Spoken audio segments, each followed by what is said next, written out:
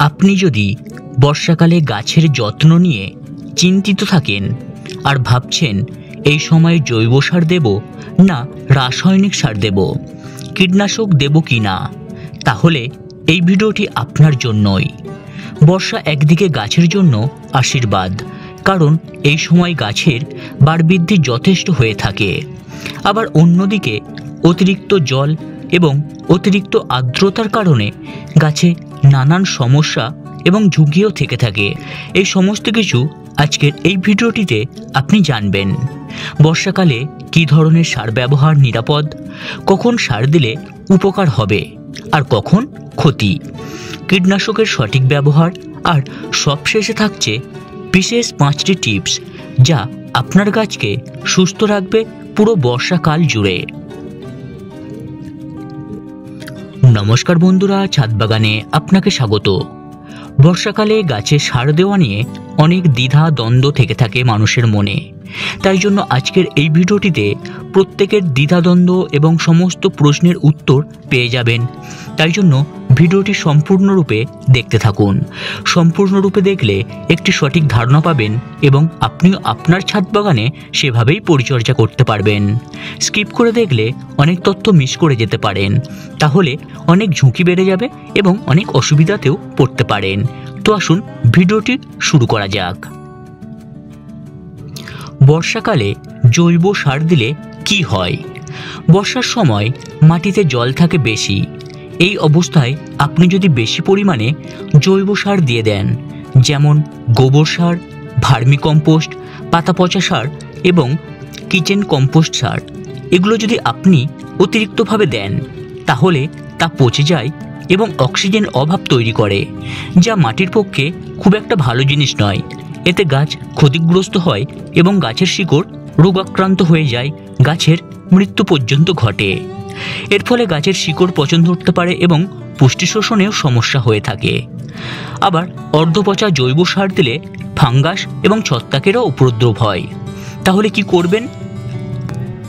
জৈব সার দেওয়ার আগে মাটি একটু শুকোতে দিন, অল্প অল্প করে উপরের দিক ছিটিয়ে দিন, গোড়ার খুব কাছে না দিয়ে। গোড়ার কাছে দিলে শিকড় সরাসরি আক্রান্ত হতে পারে কিংবা শিকড় সরাসরি ফাঙ্গাসে অ্যাটাক হতে পারে। ভারী বৃষ্টির পূর্বাভাস থাকলে সার না দেওয়াই ভালো। এই সময় রাসায়নিক সার দিলে কি হয়? ইউরিয়া, ডিএপি, পটাশ এগুলো জলে দ্রবণীয়।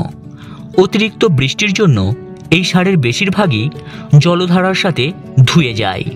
ফলস্বরূপ গাছের কোনো উপকার হয় না, বরং মাটির ক্ষতিই হয়।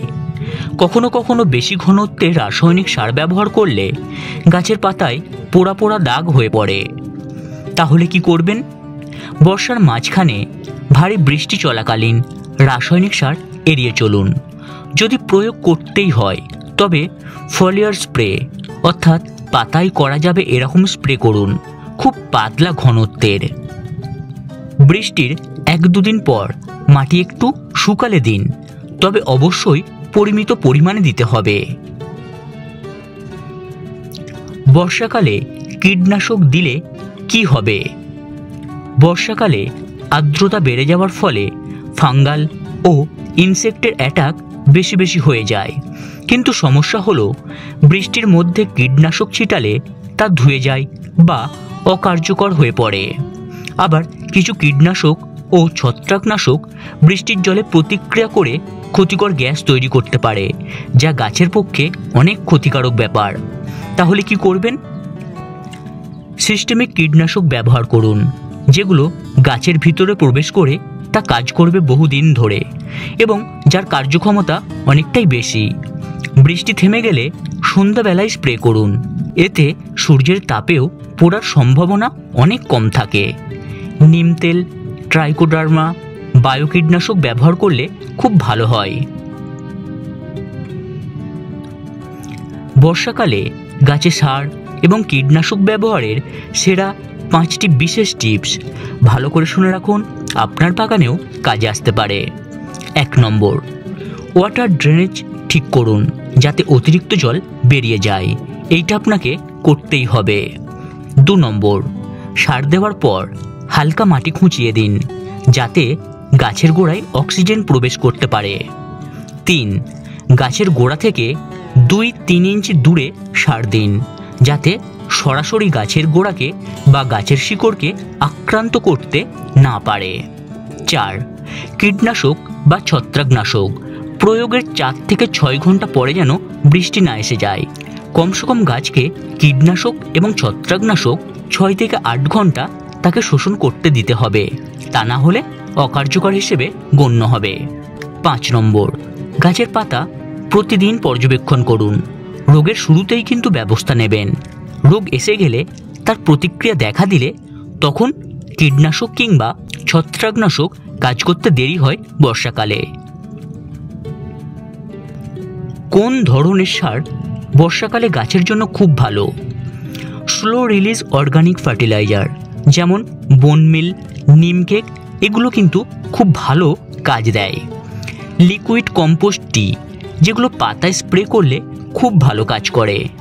এপসম সল্ট, ম্যাগনেসিয়াম সালফেট পাতায় স্প্রে করলে রোগ প্রতিরোধ ক্ষমতা অনেকটা বেড়ে যায়।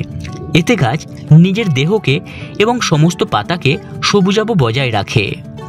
নিম অয়েল স্প্রে কীটনাশক ও ছত্রাকনাশক 2 কাজেই দারুণ প্রভাব ফেলে। বর্ষাকাল মানেই শুধু বৃষ্টি না, বরং গাছের জন্য একটা গুরুত্বপূর্ণ পরীক্ষা। সঠিক সার, সঠিক সময় আর যত্ন নিলেই গাছ হবে সবুজ, সতেজ আর রোগমুক্ত। তাই জন্য আমি যে সমস্ত টিপসগুলো আপনাকে ধাপে ধাপে জানালাম সেগুলো আপনিও আপনার ছাদ বাগানে প্রয়োগ করুন। দেখবেন আপনার গাছও বর্ষাকালে সবুজ, সতেজ আর রোগমুক্ত থাকবে। তাহলে বন্ধুরা, আজকের এই ভিডিওটি আমি এখানেই শেষ করলাম। ভিডিওটি যদি আপনার একটু হলেও ভালো লেগে থাকে, একটু হলেও যদি তথ্যভিত্তিক বলে মনে হয়ে থাকে, তাহলে অবশ্যই করে ভিডিওটিতে একটি লাইক করবেন, একটি কমেন্ট করবেন এবং ছাদবাগানি বন্ধুদের সাথে অবশ্যই করে শেয়ার করবেন। আর এই ছাদবাগান ইউটিউব চ্যানেলটি সাবস্ক্রাইব করুন, কারণ এমন আরও টিপস আসতে চলেছে প্রত্যেক সপ্তাহে যেগুলো আপনার ছাদবাগান পরিচর্যার জন্য গুরুত্বপূর্ণ বিষয় হতে চলেছে। এতক্ষণ ধরে আপনি আপনার মূল্যবান সময় নিয়ে আমার এই ভিডিওটি সম্পূর্ণরূপে দেখলেন, তার জন্য আপনাকে জানাই অসংখ্য ধন্যবাদ। ভালো থাকবেন, পরিবারের সকলকে ভালো রাখবেন, গাছকে সবুজ রাখুন, সতেজ রাখুন।